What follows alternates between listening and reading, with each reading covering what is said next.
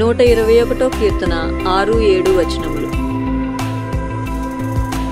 పగలు ఎండ దెబ్బైనను నీకు తగలదు, రాత్రి వెన్నెల దెబ్బైనను నీకు తగలదు. ఏ అపాయమును రాకుండా యెహోవా నిన్ను కాపాడును, ఆయన నీ ప్రాణమును కాపాడును. Psalms 121 verse 6 and 7. The sun will not harm you by day, nor the moon by night.